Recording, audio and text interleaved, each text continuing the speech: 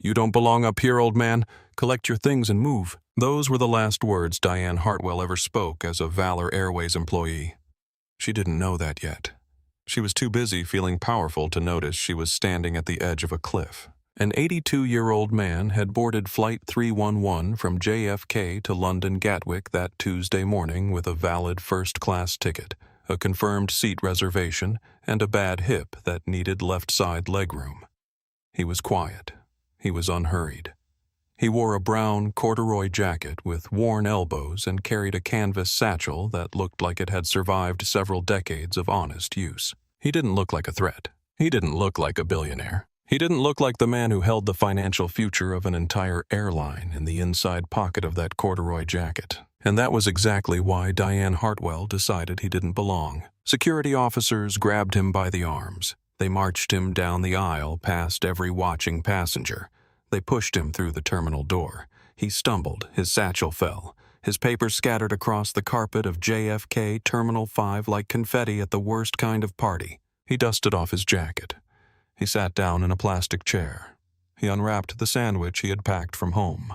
And then he made one phone call. That call lasted 4 minutes and 11 seconds. Within 18 minutes of hanging up, Valor Airways had lost $4 billion in credit, and its stock was in freefall.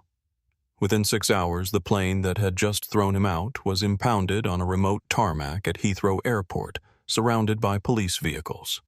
Within 24 hours, the CEO was escorted from his own office. The lead flight attendant had been handed her own name tag in a sealed envelope with a single line written across it in red marker. And the influencer who had laughed and filmed the whole thing was sitting on his suitcase in the London rain, calling his mother. That call cost $4 billion, and every cent of it was worth it. This is the story of the most expensive lesson in the history of American aviation. And it began with one woman who thought she knew exactly who she was looking at. Valor Airways Flight 311 departed JFK on a Tuesday morning that felt ordinary in every possible way. The weather was clear. A high-pressure system had parked itself over the northeast, scrubbing the sky to a clean, unremarkable blue. The kind of morning that asks nothing of you. The kind of morning you don't remember. The cabin was full. The crew was prepared. The gate agent had processed 247 boarding passes without incident. The coffee in the galley was hot. Everything was exactly as it should have been. Nothing about that morning suggested that by the time Flight 311's wheels touched down at Heathrow, the airline that operated it would be bankrupt, that its stock would have lost 61% of its value in a single trading session, that its CEO would be packing a cardboard box in a Dallas office building while security contractors waited at his door, that fuel suppliers in London would be refusing to pump a single gallon on credit because the credit no longer existed to pump against. Nothing about that morning suggested any of it, except for one thing. On the floor of Terminal 5, after the plane pulled back from the gate, after the door sealed and the engines began their patient conversation with the runway, there sat a man in a brown corduroy jacket. His canvas satchel was on the seat beside him. His reading glasses, held together on the left arm with a rubber band, were pushed up on his forehead. He was eating a turkey sandwich he had made at home that morning, wrapped in wax paper the way his mother had taught him 70 years ago. He was not crying. He was not shouting. He was not calling a lawyer or flagging down a police officer or making a scene of any kind. He was thinking. He was calculating. And the thing about Augustus Beaumont, the thing that Diane Hartwell could not have known because she had not bothered to look, was that when Augustus Beaumont sat quietly and calculated, entire industries felt the result. He didn't look like danger. He had never needed to.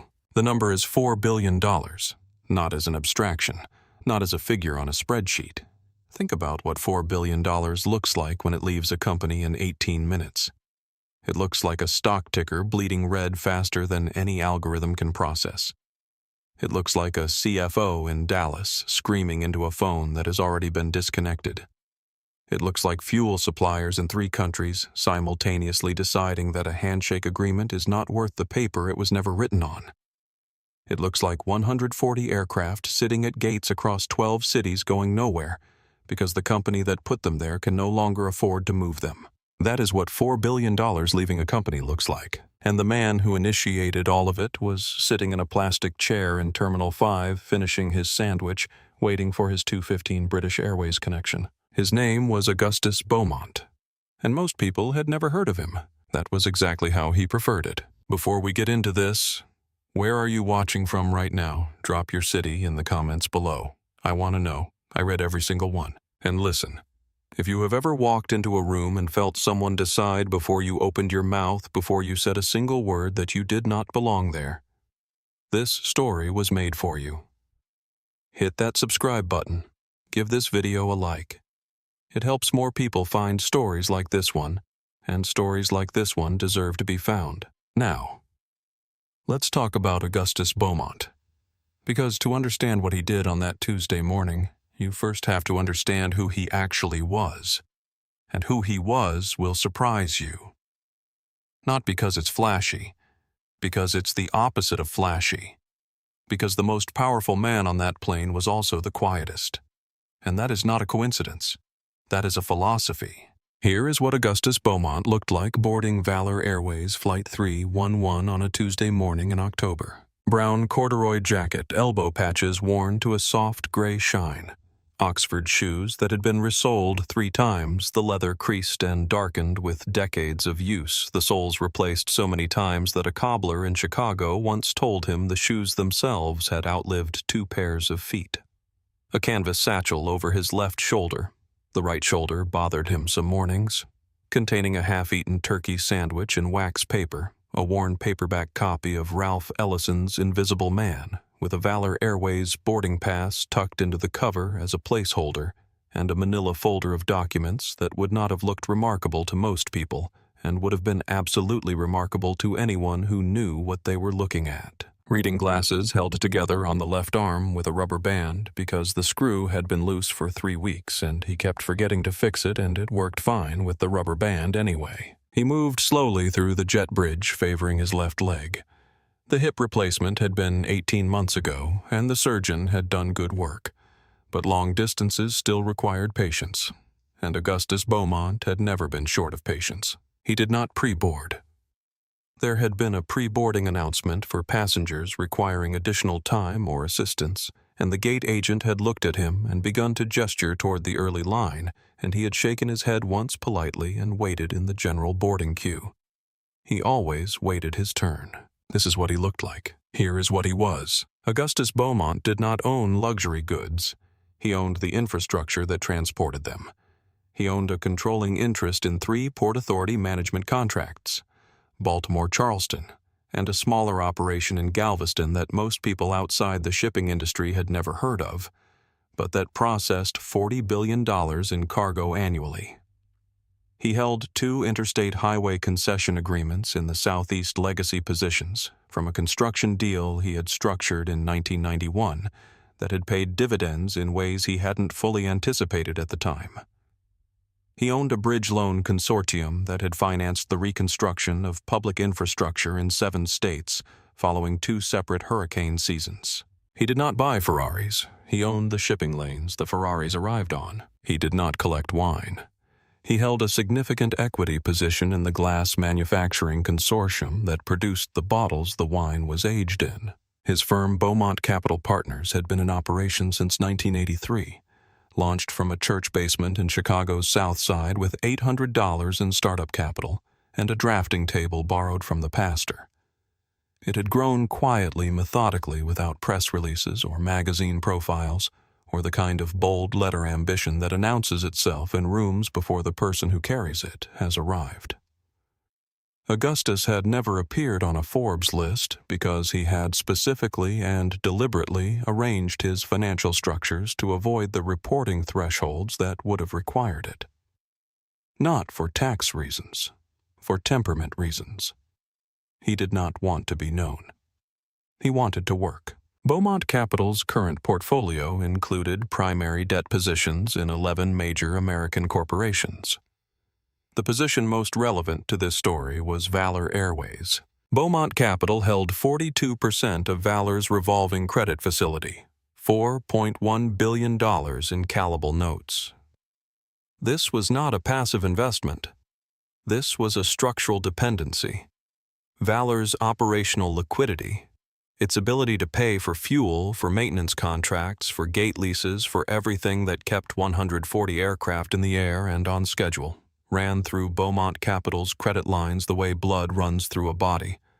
Pull the lines and the body stops. Additionally, over the preceding 14 months, Augustus had quietly and without announcement acquired 79% of Valor's outstanding distressed bonds from two smaller institutional lenders who had grown nervous about the airline's debt profile. He had paid fair value. He had asked for nothing in return except the bonds themselves. Nobody at Valor's headquarters in Dallas had been paying sufficient attention to notice what was happening, which told Augustus something about the quality of their financial oversight, which told him something about the quality of their overall judgment. He was not to be precise running an audit that morning. He was going to London for his granddaughter Naomi's school recital. She was 9 years old. She had a speaking part and a costume with a small crown, and she had been practicing her bow for 3 weeks, according to his daughter, who had sent him a video that he had watched 4 times. He had booked his own ticket on his own account through the standard Valor booking platform. First class because of his hip. He needed left side aisle legroom. He had selected seat 2A 6 weeks in advance and confirmed the selection twice through Valor's VIP desk, which attached a medical accommodation notation and a Cornerstone status flag to his booking. Cornerstone was Valor's highest loyalty tier, earned over 11 years of booking Valor flights consistently and never, not once, complaining. He carried no assistant on this trip. He never did for personal travel. He believed that the presence of an assistant changed how you were treated, and how you were treated when no one was watching was the only information that mattered. He had what he called character readings, not formal audits, not scheduled reviews, just the practice of moving through the world as himself, plainly dressed, unhurried, unannounced, and observing how institutions behaved when they thought the person in front of them had no power. He had been conducting these readings for 40 years. They had informed more business decisions than any quarterly report. He was not conducting one this morning. He was going to see Naomi. But old habits, as he often said, do not sleep. Augustus settled into seat 2. A adjusted the rubber-banded glasses, opened his book to the boarding pass placeholder, and began to read. His sneakers were off. He had learned years ago that long flights were more comfortable without them, and he had tucked them neatly beneath the seat the way his mother had taught him to be tidy in other people's spaces. He was not looking for trouble. He never had to look. In his experience, trouble always found the people it thought it could afford to find. The first-class cabin of Valor Airways Flight 311 held 8 seats, pale gray leather individual privacy screens, soft overhead lighting, calibrated to flatter. The armrests were wider than strictly necessary, which was the point. Excess as comfort space as status. A proprietary scent moved through the ventilation system, a blend the airline called altitude cedar and white musk engineered to suggest arrival before arrival had happened. It cost Valor $800 per refill, and they considered it worth every penny. Seat 1. A. Empty. Seat 1. B. A woman in her 50s applying lipstick with the practiced efficiency of someone who has done it in aircraft cabins many times. Seat 2. A. Augustus reading. Seat 2B empty for the moment. Seat 3. A. Empty. Seat 3. C. A man named Gerald Calloway, 68, retired federal judge from Philadelphia, silver-haired, wearing a gray suit that fit him the way good suits fit men who have worn them for decades. He was reading a physical newspaper, the broadsheet folded into quarters the way his father had taught him. He had been reading physical newspapers since 1971 and did not plan to stop. Seat 4. A Priya Sandoval, 34, documentary filmmaker traveling with her husband, Marco, 36, who occupied seat 4B. Priya's camera bag was stowed beneath the seat ahead of her, a habit from years of traveling to places where equipment needed to be accessible quickly. She was reviewing notes on her tablet. She had a documentary screening in London in 4 days. She had the particular alertness of a person trained to notice the moment before a moment becomes significant. Seat 4B. Marco reviewing the same notes on his own tablet, occasionally murmuring something to Priya, who would nod or shake her head without looking up. This was the cabin at 9:52 a.m., 18 minutes before departure. Diane Hartwell entered from the forward galley at 9:53 a.m. She was 38 years old, and she wore her uniform the way certain people wear authority, not as clothing, but as argument. Her blonde hair was pulled back in a knot so precisely positioned that it seemed architectural. The 10-year excellence pin on her lapel caught the cabin lighting and threw a small reflected point of light across the ceiling as she moved. Her lipstick was the specific red of a warning sign that has been designed by someone who understood psychology. She moved through this cabin with the efficiency of a person who had done this 10,000 times and still found reasons to take it seriously. She checked the galley manifest, confirmed the champagne inventory, adjusted a headrest that was 3 degrees off level. She reached seat 2A. She paused. The pause was almost nothing. A fraction of a second. The kind of hesitation that only registers if you are paying attention, and Priya Sandoval in seat 4A was always paying attention. Diane looked at Augustus. The corduroy jacket, the Riesold Oxfords tucked under the seat, the rubber-banded glasses, the canvas satchel in the overhead bin above him, which she could see when she tilted her head was canvas and not leather, and did not have a logo. Then she looked at the seat designation plate above 2A Valor Platinum First Class. Then she looked at the man again. Something calculated behind her eyes. It was not a dramatic calculation. It was the small, quick math of a person who has divided the world into categories and is deciding which one applies. She moved on. At the forward galley, she checked the passenger manifest on her tablet. Row 2, A Augustus Beaumont. Cornerstone status. Medical accommodation. Left hip surgical legroom required. VIP notation.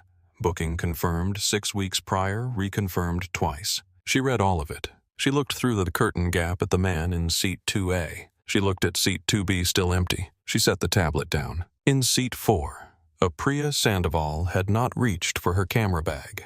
Not yet. She had reached for her phone and opened a notes application. She typed the time, 9:57 a.m., and wrote 3 words, "Something is wrong." She did not know what. She knew the feeling. She had felt it in a clinic in Guatemala in 2019, in a courtroom hallway in Memphis in 2021, in a police station in Newark in the summer before last. The feeling always preceded the thing. The thing always confirmed the feeling. Her husband looked over. She showed him the screen. He looked at the man in 2A. He looked at Diane at the galley. He looked back at Priya. He said nothing. He nodded once. Priya turned her phone, slightly adjusting the angle. The notes application was still open, but the audio recording function had been activated at 9:58 a.m. Whatever was about to happen, it had already been decided somewhere behind Diane Hartwell's eyes. Augustus just didn't know it yet, but he would. In a few minutes, he would know exactly what kind of airline he owned. The gate agent's voice on the interphone said the flight was fully boarded. Then the jet bridge door opened again. Bryce Colton entered at 10:04 a.m., 12 minutes after general boarding had concluded, because he had asked the gate agent to hold the door, and the gate agent had held the door because Bryce Colton had 3.2 million followers, and Valor Airways had a brand ambassador contract with him that paid $180,000 annually, and the gate agent did not want to be the person who made that phone call. He was 26 years old. He was tall, sharp-jawed, and expensive in the specific way that requires significant effort to achieve. His tracksuit was neon orange, a designer label that charged $1,800 for the privilege of wearing their name across your chest. And his sneakers had arrived in a box that morning because he never wore the same pair twice on a first flight. His wireless headphones were around his neck like a collar. Behind him trailed 2 assistants, a young man and a young woman, each carrying equipment cases and wearing the particular expression of people who are paid to absorb the consequences of someone else's moods. He was on the phone speaker on voice adjusted to the volume of a man who has never been asked to lower it. "Bro, I told them Valor or nothing. They treat me like royalty here. Watch. Diane's going to absolutely lose it when she sees me. Yeah, I'll go live for takeoff. Golden hour comes in on the left side. The content is going to be unbelievable." He moved through the curtain into first class and stopped. Diane's transformation was immediate and specific. The professional pleasantness she deployed for other passengers, warm but metered like a thermostat set to exactly the right temperature, became something different when she saw Bryce, something personal. The smile reached her eyes, which it had not done for anyone else in the cabin that morning. She called him B. He called her D. This was not their first flight together. He was a Valor brand ambassador. His last 3 posts tagging the airline had generated 4.1 million combined impressions, a number that the VP of marketing in Dallas referenced in every quarterly review like a prayer. To Diane Hartwell, Bryce Colton was not a passenger. He was an asset. And she managed assets differently than she managed people. She carried his smaller bag to the overhead bin. She adjusted his privacy screen. She laughed at something he said that was objectively not funny. Then Bryce looked at seat 2B. He looked at the window. He looked at seat 2A. He looked at Augustus. He lowered his headphones and tilted his head the way a person tilts their head when they are deciding something that doesn't actually require deciding. D, I need that seat, the left window. The sun comes in that side during takeoff and the golden hour is going to be insane. I need the shot. Diane, Mr. Colton, the seat is... Also, he continued, not having heard her, my assistant needs to sit next to me to manage the audio during the live stream. So I need 2A and you need to find somewhere for him to put his bag. Diane looked at 2B. She looked at 2A. She looked at Augustus, who was reading and had not looked up. The calculation she ran was not complicated. On one side, a man with 3.2 million followers, an active brand ambassador contract, and the capacity to generate press coverage that would cost Valor 6 figures to purchase. On the other side, a quiet old man in a corduroy jacket who did not look like anyone who would or could fight back. She said, "Give me 1 minute." In seat 3C, Gerald Calloway put down his newspaper. He had been watching Diane since she paused at 2A 7 minutes ago. He had been a federal judge for 19 years, which meant he had spent 2 decades in a profession that required him to watch people make decisions under pressure and identify when those decisions were motivated by something other than what was stated. He was very good at this. It was in his assessment the most important professional skill he had ever developed. He watched Diane look at the manifest. He watched her look at Augustus. He watched her meet Bryce at the door. He watched the calculation. He looked at Augustus, who was still reading. Augustus, as if sensing the attention, looked up briefly. His eyes met Calloway's across the aisle. 1 second. Something passed between them. The wordless acknowledgement of 2 people who have both seen this particular scene before in different theaters with different actors and always the same ending. Augustus nodded once, small and almost imperceptible. Calloway nodded back. Then Diane Hartwell straightened her uniform, adjusted her 10-year pin, and walked toward seat 2A with a new expression. The expression of a woman who has made a decision and is now executing it and who has mistaken confidence for correctness. In first-class power has a dress code. Bryce Colton understood that. Diane Hartwell enforced it. And Augustus Beaumont, in his corduroy jacket with the worn elbows, was about to become the most expensive exception either of them ever made. Diane stopped at the end of row 2, back straight, smile in position, voice at the pitch she reserved for situations that required the appearance of regret without the substance of it. "Sir, I need to speak with you about your seating arrangement." Augustus looked up from his book. He placed 1 finger on the page to mark it. He looked at her with the unhurried attention of a man who has learned that most urgencies are not. "Yes, there's been a system issue with this seat, a duplication error in our booking platform. I'm going to need to relocate you to the main cabin while we resolve it.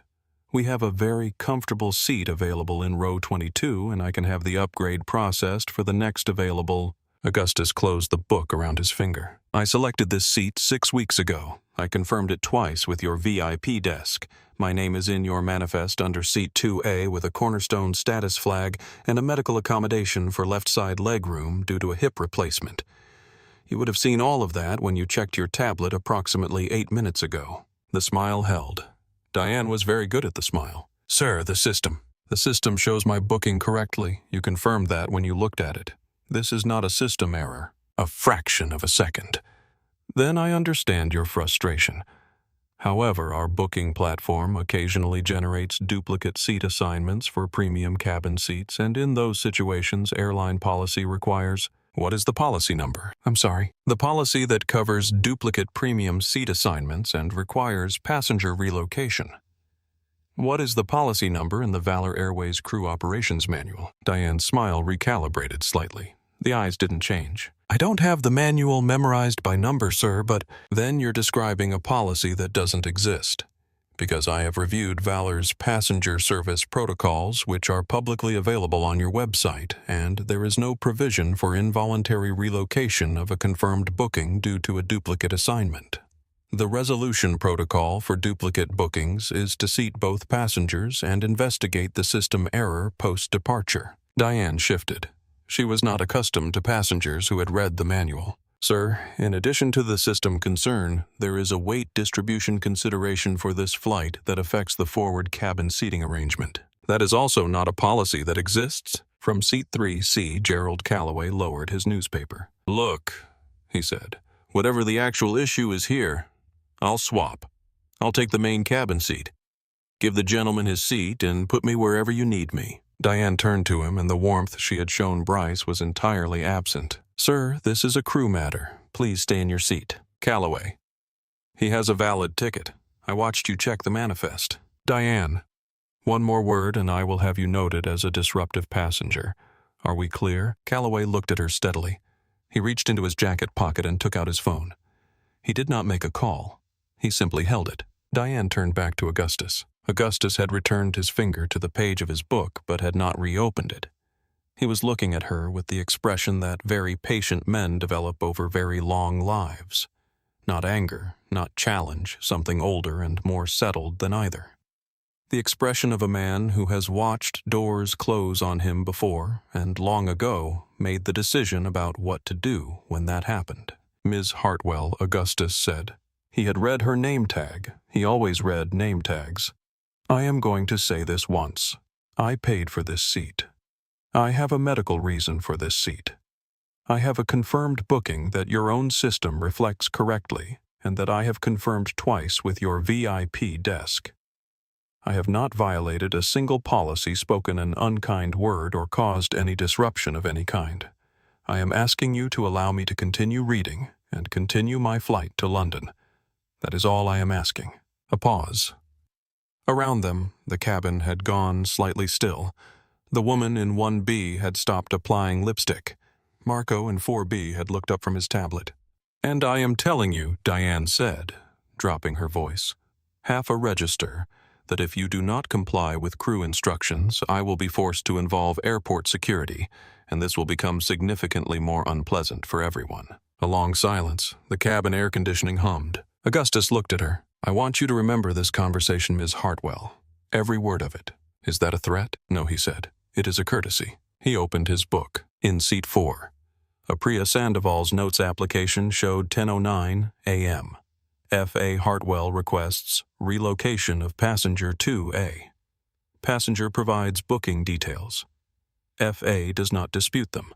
Policy citations offered too. Neither verifiable. Passenger calm, precise, no raised voice. Audio active. Switching to video now. Diane walked back toward the galley. Her decision was already made. Augustus watched her go. He picked up his book. He turned to the page, but he did not read. He simply waited. He had learned long ago that patience was not weakness.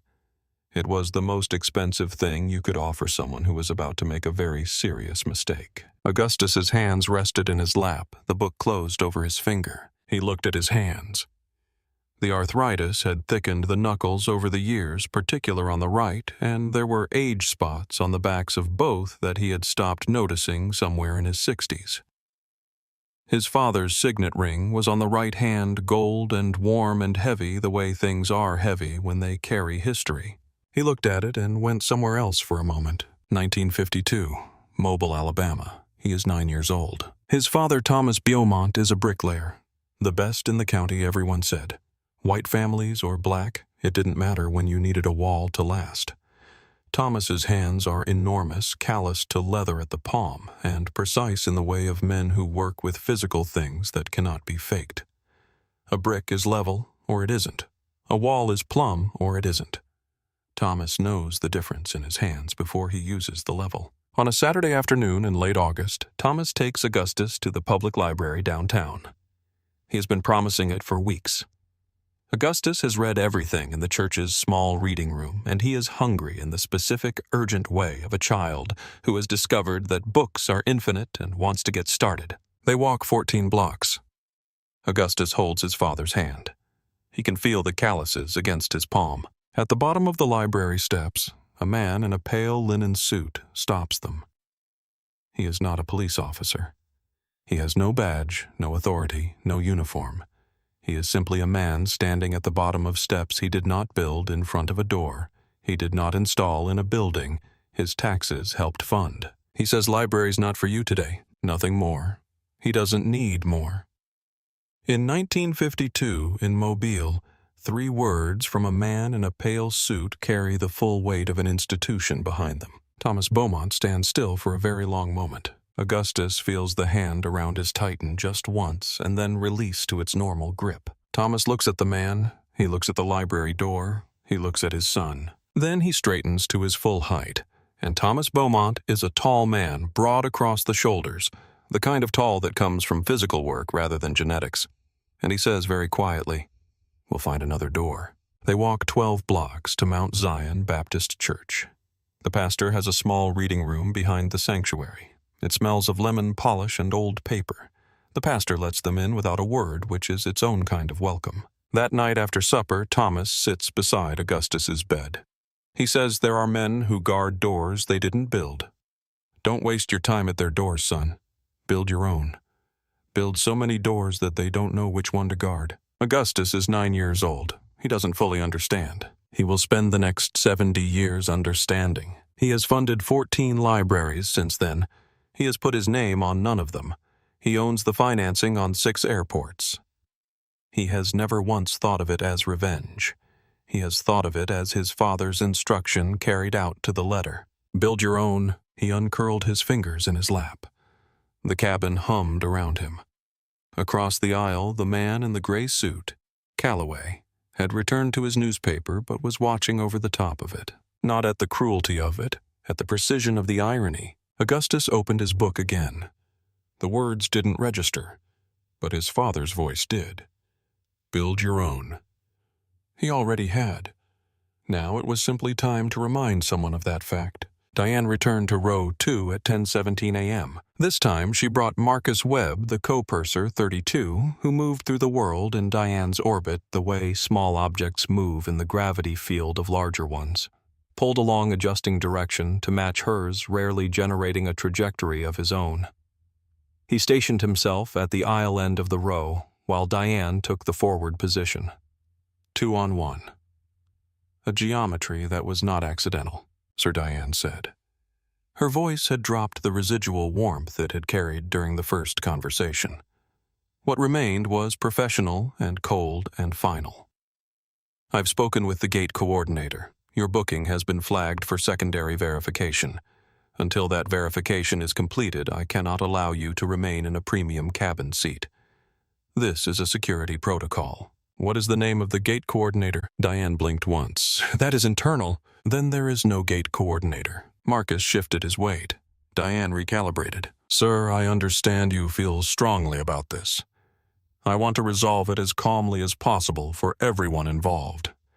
I can have you reseated in row 22 with, from 2B.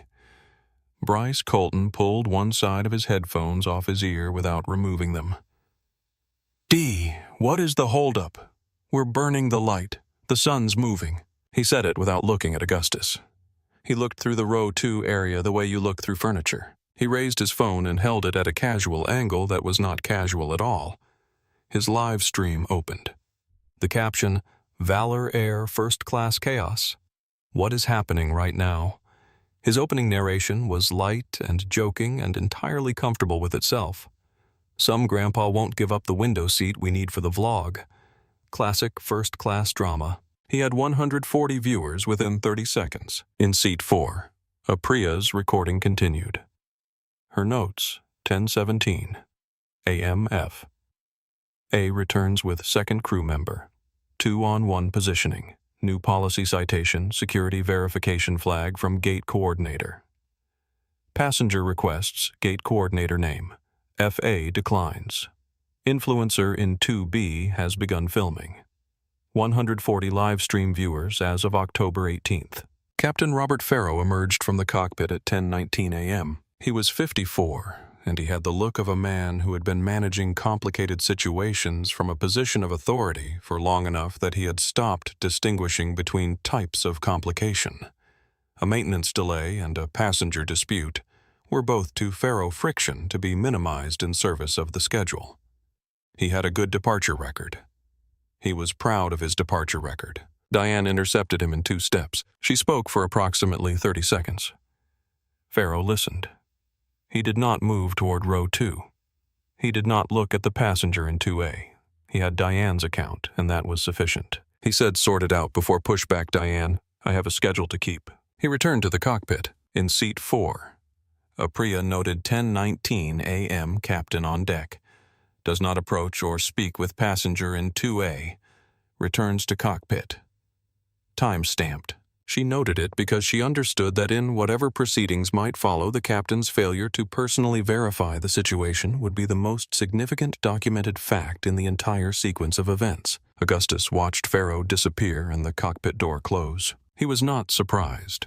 He had seen this before in other forms, other settings, other industries. The person with the highest authority abdicating it, sideways, delegating a human situation to someone with less authority and less judgment, keeping their own record clean by staying carefully uninformed. He had seen it in union halls and on construction sites and in boardrooms where the decision that should have been made on the 3rd floor was quietly sent down to the 7th. He took out his phone. He opened the Valor Airways customer relations application. He reached a representative named Terrence within 90 seconds. He explained the situation calmly and completely. He gave his name, his booking confirmation number, his seat assignment, his cornerstone status number, and his medical accommodation notation. Terrence pulled the file. "Sir, your reservation is confirmed. Seat 2, a Valor Flight 311 departing today. Cornerstone status active. Medical accommodation on file. I'm not seeing any flag or verification hold of any kind." Augustus held the phone toward Diane. "Miss Hartwell, could you listen to this?" "Terrence, could you repeat what you just told me for the flight attendant?" Terrence repeated it. Diane's expression did not move. "Internal booking confirmations are not overridden by customer service representatives," she said. "The verification flag was placed by the gate-level system. We proceed by gate-level protocol." She took a step toward him. "This is your final voluntary opportunity to move, sir. If you do not, I will call airport security and have you removed. The result will be a notation on your travel record, a possible airline ban, and a report to TSA." Gerald Calloway stood up. He rose from 3C with the deliberate unhurriedness of a man who has presided over rooms and knows that standing up is itself a statement. "This is outrageous. He has a confirmed booking. Your own customer service confirmed it on speakerphone 2 minutes ago." Diane turned to him. "Sir, I am a retired federal judge," Calloway said, "and what I am watching is a textbook case of discriminatory removal of a paying passenger from his confirmed seat. I am informing you of the legal exposure you are creating with each additional step you take. That is not a threat. That is information." "Diane, with respect, that is not. I am also recording this conversation." He held up his phone. "As is the passenger in 4A. Diane looked toward Priya. Priya looked back at her. She did not lower the phone. She had filmed in places where people had asked her not to film under considerably more frightening circumstances than a flight attendant's stare. Augustus closed his book. He set it in the satchel. He looked up at Diane Hartwell with the full attention he usually reserved for quarterly review meetings with portfolio CEOs, the look that his CFO, Elias Vance, had once described as the most expensive 3 seconds of eye contact in American business. "Ms. Hartwell, I have been polite. I have been patient. I have given you every opportunity to look at your own records and do the right thing." A pause. "I'm going to give you one more. Not because I need to, because you may not fully understand the position you are putting yourself in. And what position is that, Diane said? One you cannot recover from. Simply, flatly, the way you state a fact about weather. Call your security. It was not defiance. It was not bravado. It was the flattest, most certain statement in the cabin. And that certainty, that total absence of fear in a situation designed to produce fear, should have stopped her. It didn't. Diane Hartwell reached for the interphone on the galley wall. She dialed the code for airport security. And with that single call, she set in motion the most catastrophic sequence of events in Valor Airways' 31-year history. She just didn't know it yet. The interphone clicked, a specific utilitarian sound. It took him back to a different room with different phones on different walls. 1974, Chicago. He is 31 years old. He is the only black structural engineer at a mid-size firm called Heartland & Goss. He has been there 3 years. He is good at his job. Better than good, his supervisor knows it. The partners know it, even the clients who have never met him and know him only as the work he does know it, because his work is the kind that speaks clearly. He designed a bridge support system 6 months ago, a new configuration that simplified the load distribution on a span over the Chicago River, reducing material costs and construction time in ways his supervisor had not thought to pursue. The city's infrastructure office reviewed it and estimated savings of $2.3 million over the original design. His supervisor submitted it under his own name. Augustus found out from a project manager at the city who called to compliment the firm on the innovative design from their engineer and gave a name that was not Augustus's. He went to the Union Hall. He brought his original blueprints, dated, signed, witnessed by a draftsman who had been in the room when he drew them. He brought the revision notes in his own handwriting. He brought the correspondence between himself and the city project manager in the 3 weeks before the submission. The union rep was a heavyset man named Kowalski, who had been doing this job for 15 years and had the specific tiredness of someone who has been asked to fix things that the structure was designed to leave broken. Kowalski looked at the documents. He looked at Augustus. He looked at the documents again. Even if what you're saying is true, son, and I'm not saying it isn't, do you understand what it costs to make this kind of accusation? You'll be marked. Every firm in this city will know your name before you get the chance to introduce yourself. I know, Augustus said. How much did you say the city saved? $2.3 million. Then the cost of staying quiet is $2.3 million. I don't have that kind of money. He filed. He was marked. He was let go 6 weeks later under a pretext so thin that even the HR manager reading it seemed embarrassed. He spent 4 months doing freelance drafting work for individual contractors, sleeping on his cousin's couch in Englewood, eating peanut butter sandwiches and keeping his mind on the drafting table he had borrowed from Mount Zion Baptist Church and set up in his cousin's spare room. He started his own firm with $800 and that drafting table. 12 years later, Heartland & Goss, overextended on 3 bad commercial projects, was seeking emergency restructuring financing. They approached several firms. One of them was Beaumont Capital Partners, by then a quietly significant player in Chicago infrastructure investment. Augustus reviewed the request. He considered it. He declined, not out of bitterness. He had made his peace with the Union Hall and Kowalski and the months on the couch a long time ago. He declined because he had assessed Heartland & Goss's current leadership found their judgment consistently poor and determined that an investment would not produce a return. That was all. The interphone clicked back to silence. Augustus sat with his hands folded the way he had sat in that Union Hall. The math hadn't changed. It never did. Staying quiet always costs more than speaking. He had learned that at 31. He did not need to relearn it at 82. Officer Dale Pruitt arrived at the jet bridge door at 10:26 a.m. He was 41, built with the specific solidity of a man who had played high school football and never quite stopped inhabiting the body it had given him. His tactical vest was worn with the comfort of something you put on the way you put on a professional identity. He moved through the aircraft door into the first-class cabin with the entrance energy of a person who has been called to resolve a situation and has already, before seeing the situation, determined which side he is on. He looked at Diane. He looked at Marcus. He looked at Augustus. Which one, he said. Diane pointed. Him. He's refusing crew instructions. He's been given multiple opportunities to cooperate. We have a departure to make. Pruitt turned to Augustus. The assessment was brief, old, frail, soft-looking, non-threatening. "Sir, you need to get up." Augustus looked up at him. "I have a confirmed reservation for this seat. I have not violated any airline regulation, airport regulation, or federal aviation statute. I am not a security risk. You have been called here under false pretenses." "I don't deal in reservations," Pruitt said. "I deal in compliance." "Then you are the wrong person for this conversation." Pruitt's jaw moved. "Sir, I'm not asking." From seat 3C, Gerald Calloway rose again. This time, he stepped into the aisle. "Officer." Calloway's voice carried the tone developed over 19 years of courtrooms. Not loud, not aggressive, simply unmovable. "I am a retired federal judge, Gerald Calloway, 3rd Circuit Court of Appeals.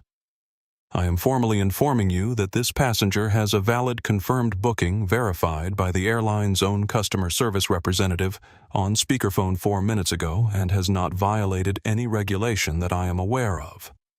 You are being asked to remove a paying passenger from his lawful seat based on the preference of another passenger and the assertion of a flight attendant whose stated policy justifications have not withstood basic questioning.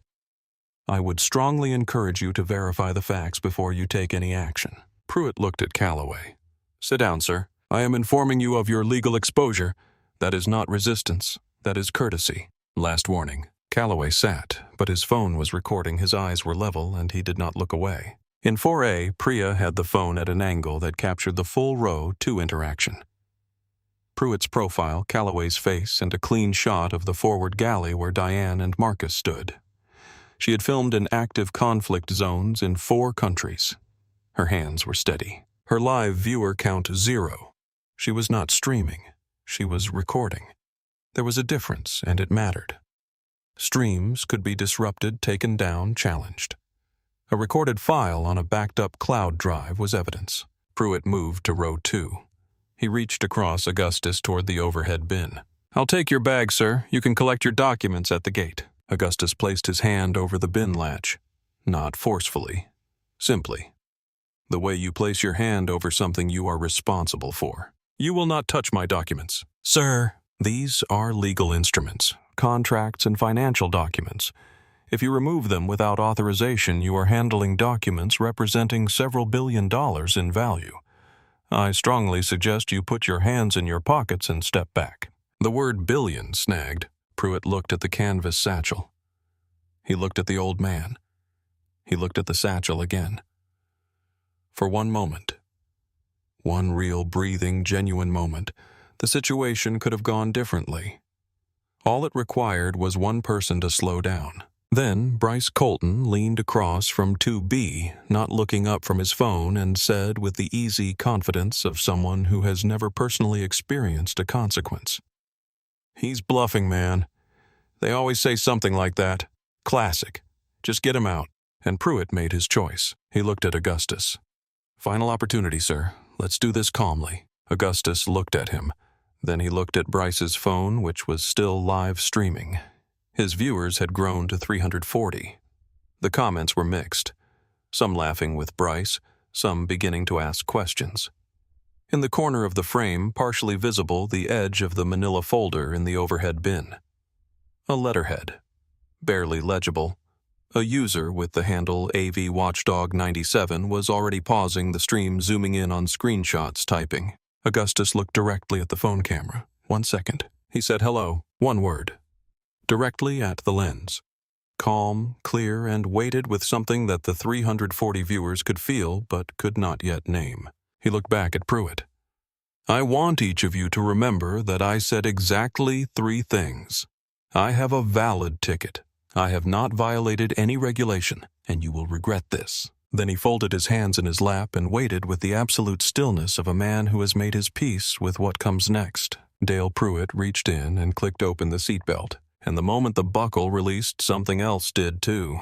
Something that had been building for 30 years in boardrooms and balance sheets and the slow, quiet work of a man who never needed anyone to know his name. "I have to stop right here and ask you something.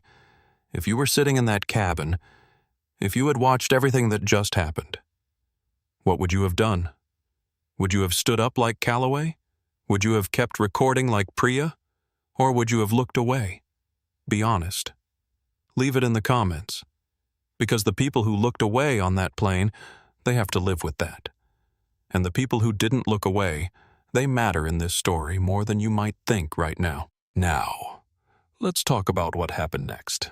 Because the moment that seatbelt clicked open, Augustus Beaumont stopped being just a passenger, and he became something that Diane Hartwell, Dale Pruitt, and Bryce Colton were completely and entirely unprepared for. They did not wait for him to stand. Pruitt grabbed him under the left arm, not violently in the theatrical sense, in the efficient sense, which is its own kind of violence, the violence of a person who has decided that the feelings of the person they are handling are not a variable worth accounting for. Augustus gasped, a single sharp intake of breath. "That is my surgical hip." "Move your feet, sir." He moved his feet. He was 82 years old. He moved carefully. Pruitt was not careful. They pulled him into the aisle. His right hand caught the armrest as he came up, a natural reflex, a person finding balance, and Pruitt interpreted this as resistance with the speed of someone who was looking for a reason. "Stop resisting," loud, carrying to the back of the aircraft. The 11 passengers visible in the forward economy section through the open curtain looked up simultaneously. The first-class cabin was completely still. The satchel caught on the seat edge as they moved him. It dropped. The contents spread across the pale gray carpet in the specific slow-motion cruelty of things falling in important moments. The turkey sandwich in its wax paper landing face down. The paperback spine cracking against the floor, splaying open to a page near the middle. The manila folder which opened when it hit. Documents fanned out across the aisle. Legal letterhead visible. Column formatted numbers visible. The Beaumont Capital Partners header, Navy serif understated, visible to anyone who looked. Pruitt kicked them aside with his boot. Clean deliberate. "Leave it. Lost and found will get it." Gerald Calloway was out of his seat before the folder hit the ground. He moved with the deliberateness of a man who has spent a lifetime in spaces where what you do in the next 2 seconds defines what kind of person you are. He crossed the aisle, bent carefully, and retrieved a document that had slid under seat 1B. He read the letterhead once. He read it again. His expression did not change. He folded the document once and placed it in the inside pocket of his jacket. He sat back down. He did not say anything. He simply held his phone level and continued recording. In seat 4, Apriya did not look away. She tracked everything. The grip on the left arm, the gasp, the fall of the satchel, the boot on the papers, Calloway retrieving the document. She captured it all with the steadiness of someone who has long since separated personal feelings from professional obligation, not because she doesn't feel things, but because she understands that the feeling and the recording are 2 separate jobs. And right now the recording is more important. Her husband had his hand on her knee. She placed her hand over his for 1 second without looking away from the screen. Bryce Colton had his phone to the window. He was narrating in the light tone he used for content that he expected would be received as entertainment. "They're actually walking him out, guys. I mean, look, I feel a little bit bad, but he just would not move.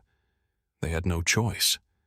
His voice was slightly uncertain in the way voices are when the material isn't landing the way the narrator expected. His viewer count 880. The comment section had turned.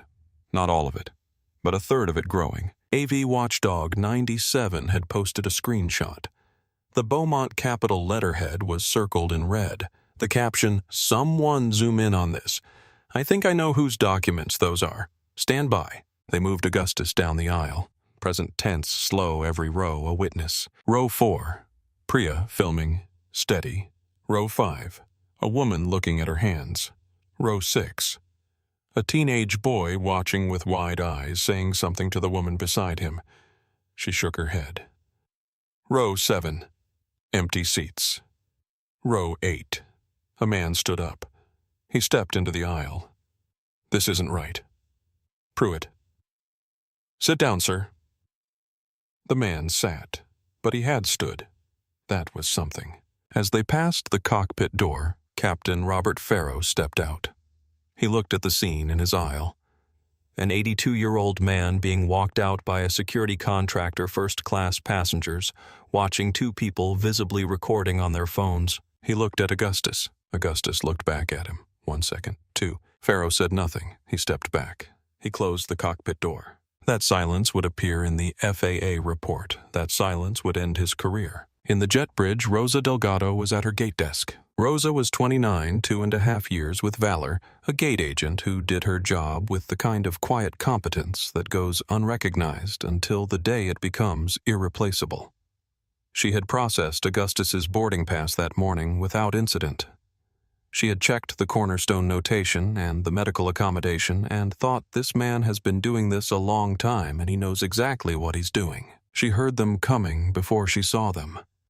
The shuffle of feet, the sound of someone moving at a pace that is not their chosen pace. When she saw Augustus and Pruitt, she stepped forward before she had a plan.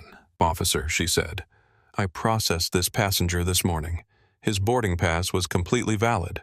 His documentation was correct in every respect. His reservation—" "Not your concern," Pruitt said. "I am the gate agent for this flight. It is absolutely—" Pruitt opened the terminal door.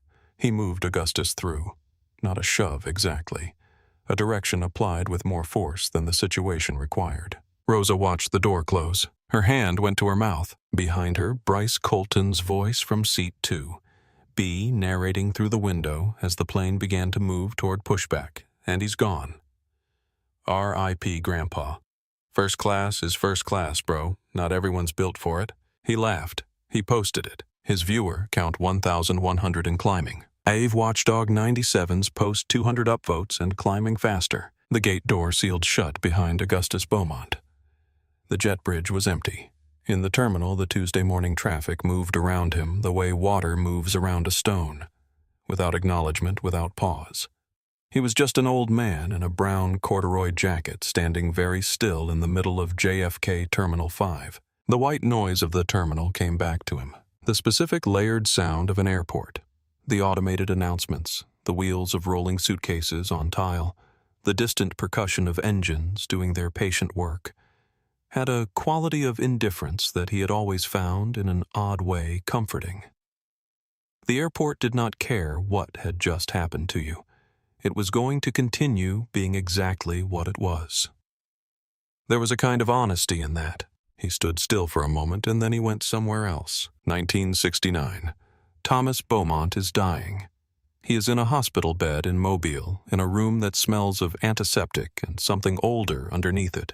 Something that has no name, but that everyone who has sat in rooms like this one recognizes. Augustus has driven 17 hours from Chicago to be here. He has not slept. He stopped once for gas and a cup of coffee that he didn't finish and kept driving. Thomas is not afraid. This is the thing Augustus notices first and will carry longest. His father is not afraid. He is tired in the way of men who have done the work they came to do and are ready to put down the tools. His hands, those enormous calloused bricklayer's hands, lie open on the blanket. He takes Augustus's hand. He says, and his voice is quieter than it has ever been, but it does not waver. "The world will try to make you small, Augustus. It is the world's habit. Don't cooperate." A pause. Augustus squeezes his father's hand. Thomas says, "You be the building, not the man banging on the door." He dies 3 days later. Augustus is 26 years old. He will live another 56 years. And in all of them, in every room and every negotiation and every moment when the world tried its habit, he will hear his father's voice say those 7 words. "You be the building, not the man banging on the door." He came back to Terminal 5. His hip ached. His left shoulder, where Pruitt had gripped him, had a tenderness developing beneath the corduroy that would be a bruise by morning. His jacket had a small tear at the left shoulder seam that had not been there when he boarded. He reached into his jacket pocket. His phone was there. Elias Vance's number. Memorized 40 years ago, never saved to a contact because some numbers you carry in your head, not your phone, was there. He looked at the Valor Airways logo on the wall above the check-in desks. A soaring eagle. The tagline in clean sans serif, "We carry you further." He sat down in the nearest chair. He straightened his jacket. He took out his phone. Thomas Beaumont never owned an airline. He owned his dignity and his drafting pencil and a borrowed drafting table in a church basement. He had given his son everything he needed. It just took 82 years and one Tuesday morning to spend it all at once. He sat for a moment and simply assessed the situation. Left hip throbbing manageable. Left shoulder tender, not serious. Jacket torn at the seam, the kind of damage a tailor could fix in 20 minutes. Glasses intact, the rubber band still doing its job. Pride entirely undamaged, which was the only variable that had ever mattered. He was in the departures hall of Terminal 5. Around him the morning moved in its ordinary rhythms. A family of 4 at the gate across the way, the parents managing bags and children simultaneously with the practiced coordination of people who have made this trip before. A boy of about 10 separated from the family's argument by 3 seats and what appeared to be a good video game on a tablet entirely unbothered. A janitor working a mop across the floor near the water fountain, humming something that Augustus couldn't identify from where he sat, but that had a gospel quality to it, patient and melodic. At the Valor check-in counter, 12 feet away, 3 agents, all occupied. Above them, the Valor Eagle. "We carry you further." He unzipped his satchel. Rosa Delgado had retrieved it. He had not seen exactly when. He had not been watching the gate desk closely as they walked him through. But she had gotten it from the jet bridge before the door closed and left it at the terminal side of the gate. The turkey sandwich was still in the satchel, the paperback a little more battered than it had been. Most of the manila folder's contents slightly disorganized but present. One document was missing. He thought about that for a moment. Then he remembered the man in the gray suit 3C stepping into the aisle and bending down. He nodded to himself. That would be addressed. He took out the sandwich, unwrapped it carefully. The wax paper made a small sound in the terminal noise. He ate without hurry. A woman pulling a rolling suitcase looked at him. The specific look that people give to someone sitting on the floor of a terminal who appears to have been sitting there for reasons beyond a delayed flight. He nodded at her politely.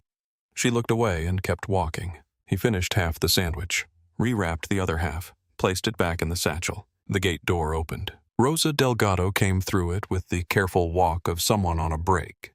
They are not entirely sure they should have taken.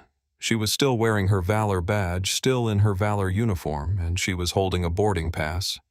His boarding pass, the one for seat 2A, which had fallen in the jet bridge. She approached him directly. "Sir, I'm so sorry. I don't know what to say. That was wrong. All of it was wrong." Augustus looked at her steadily. "What is your name?" Rosa Delgado." "How long have you worked for Valor, Rosa?" 2.5 years. "Have you seen this before?" She didn't answer immediately. The kind of pause that is itself an answer. Then, not exactly like this, but patterns. Yes. Similar things. "Did you say something?" "I tried." Her voice was quiet and clear. They didn't listen. He nodded slowly, the way he nodded when someone told him something true that he already suspected. "You tried. That matters more than you know." He paused. "Go back to your desk, Rosa. You are going to be fine." The certainty in his voice stopped her. It was not the comfort people offered when they wanted to make someone feel better. It was information. It was the voice of a man who knew something she didn't yet know. She went back. She sat at her desk. She opened her incident reporting tool, the Valor internal compliance system that gate agents technically had access to and practically never used, because filing complaints about flight crew was considered a career-limiting move by everyone who understood how the informal hierarchy actually functioned. Rosa filed anyway, time-stamped, detailed. Specific names, specific times, specific policy violations observed. She sent it to the Valor internal compliance address. Then she copied it to her own personal email because she had enough experience with how institutions handle uncomfortable information to know that a single copy in the institution's hands was not the same as evidence. Augustus watched her go back to her desk. He watched her sit down. He watched her begin typing. He checked his watch, 10:58 a.m. Flight 311 had pushed back at 10:47. Naomi's recital was Thursday. He had time to book another flight. He had something to do first. He finished his assessment. He looked at the Valor logo for a long moment. The eagle. The tagline. He thought of Thomas, "You be the building." He picked up his phone. He dialed 11 digits from memory. The line rang twice. He had not made this call in 14 months. The last time had been a Port Authority lease restructuring in Baltimore. Before that, a railway concession in Ohio. He had never once used this number for anything personal. But then again, what Valor Airways had taken from him this morning was personal. Deeply, historically, irreversibly personal. And Elias Vance on the other end of that line answered on the second ring. "Elias, it's Augustus." "Mr. Beaumont, we weren't expecting to—" "Sir, you're supposed to be at 35,000 feet right now. Is everything all right?" "I am in Terminal 5 at JFK, on the floor technically for a brief period earlier. My hip is manageable." A silence on the other end. The specific silence of a man whose mind has just moved through several possibilities very quickly and landed on none of them. "Sir, do you need an ambulance?" "Number. Open the Valor Airways file." A longer silence. The sound of a keyboard. "Then, sir, we are the primary creditor on their revolving credit facility. $4.1 billion in callable notes, and we hold as of last Thursday 79% of their outstanding distressed bonds. The total callable position is—" "I know what we hold, Elias. Call the notes, all of them." "Mr. Beaumont, if we call the notes, they have to repay immediately. They do not have the liquidity. It will trigger a cascading default. Their stock will—" "I know what it will do. Sir, 4,000 employees. Good people don't lose their jobs. I will personally authorize bridge payroll for every non-executive Valor employee for 90 days before the end of this call. You have that authority. Use it simultaneously with the call. Nobody working the counters or maintaining the planes or loading the bags. Nobody doing the actual work misses a paycheck because their management made a catastrophic error in judgment." A very long pause. The kind of pause that Elias Vance, who had worked for Augustus for 28 years, who knew his silences better than most people know their own voices, reserved for moments when he understood completely that the decision was made and the conversation was now procedural. "Elias." "Yes, sir." "Did I stutter?" "No, sir. Executing now." Augustus looked at the Valor logo above the check-in desk. The eagle. The tagline. A few more things. He spoke precisely, each instruction delivered with the unhurried confidence of a man who has structured complex transactions for 60 years and knows exactly what he is asking. "Liquidate our equity position in Valor, 22 million shares, market order. Simultaneously release the standing protocol statement to the 3 major ratings agencies. The one we prepared for portfolio default events. Date it today. Find the gate agent who tried to intervene. Her name is Rosa Delgado. Gate 31, Terminal 5. Document her employment record. She is to be protected from any adverse action and offered a position in whatever entity we build from this. Make sure she knows today before she hears any other news." And Elias. There was a man in seat 3C who tried to help. Retired federal judge named Gerald Calloway. He retrieved one of my documents from the cabin floor, and I believe he still has it. Find him. Return the document to him with thanks, and make a donation in his name to whatever legal aid organization he cares about. He'll know which one. Elias was writing. His handwriting, which Augustus had once described as looking like an engineering drawing, was moving across the notepad. One final thing. The pilot Pharaoh. He authorized a removal without ever speaking to the passenger he was removing. I want that documented for the FAA. We are not making that call. They will make it themselves when the footage surfaces. But I want Beaumont Capital's documentation of the timeline complete and available. Understood. Sir, for the record, what is the stated cause? Breach of good faith, operational negligence, and common decency. Choose whichever sounds most legal. All 3, then. Good man. Augustus hung up. He sat for a moment, looked at his phone. The call had lasted 4 minutes and 11 seconds. He looked at the Valor logo one last time. The soaring eagle. He took the boarding pass, his boarding pass for seat 2A, the one Rosa had returned to him, and he opened the Ralph Ellison paperback. He tucked the boarding pass into the cover as a placeholder. He stood up slowly, carefully favoring the left hip. He adjusted the rubber-banded glasses. He picked up the satchel. He walked to the Valor check-in desk. The agent there, young man, name tag, reading Eddie, maybe 23, the kind of nervous professional energy that comes from genuinely caring about doing the job right, looked up. I need to rebook on the next available flight to London, Augustus said. I had a situation with my original booking. Of course, sir. Eddie pulled up the screen. What name? Beaumont, Augustus Beaumont. Eddie typed. Found it. I can get you on British Airways at 2:15 p.m., sir. First class is available. Left side aisle. That would be perfect. Thank you, Eddie. He processed the booking efficiently and well. He confirmed the medical accommodation without being asked. He printed the boarding pass and handed it over with both hands in the way of someone who has been taught that small courtesies matter. You're good at your job, Augustus told him. Eddie had no way of knowing why those 5 words felt so significant. He would figure it out in about 37 minutes when the Valor stock notification hit his phone and the news started breaking, and everyone in Terminal 5 started looking at their screens at the same time. Augustus Beaumont walked toward the British Airways check-in area, his canvas satchel over one shoulder, his Risoled Oxfords making their soft, patient sound on the terminal floor. Behind him, 3,000 miles of financial infrastructure had just been set into motion. He didn't look back. He never needed to. 11 a.m., Beaumont Capital Partners, Midtown Manhattan, 31st floor. Elias Vance sat before 6 monitors arranged in the configuration of a man who needs to watch many things at once and has long since made peace with that. He was 63 years old, and he had been in finance long enough to have participated in transactions that had made significant news and left no record of his name anywhere in the coverage. This was how Augustus preferred it, and it was after long reflection how Elias preferred it too. He had made the entry. The command had gone to 3 separate execution systems simultaneously. The ratings agency notification had been sent. The bridge payroll authorization was queued. He watched the first confirmation ping back in 4.2 seconds. Then the second. Then the third. He did not celebrate.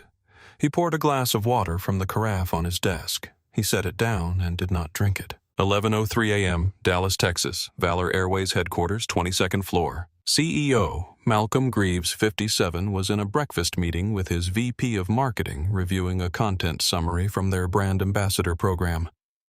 The Bryce Colton morning stream was on the screen. 1,100 views. Comments mixed, but the impressions were solid. Great content, the VP was saying. Real authenticity.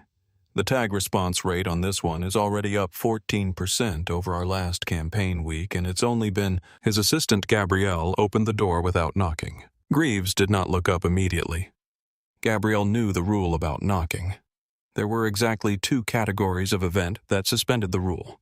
She only ever invoked it for one of them. Mr. Greaves, the stock. He turned to the monitor on the credenza.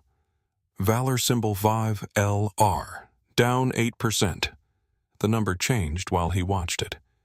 Down 11%. That's a glitch, call IT? It's not a glitch, sir.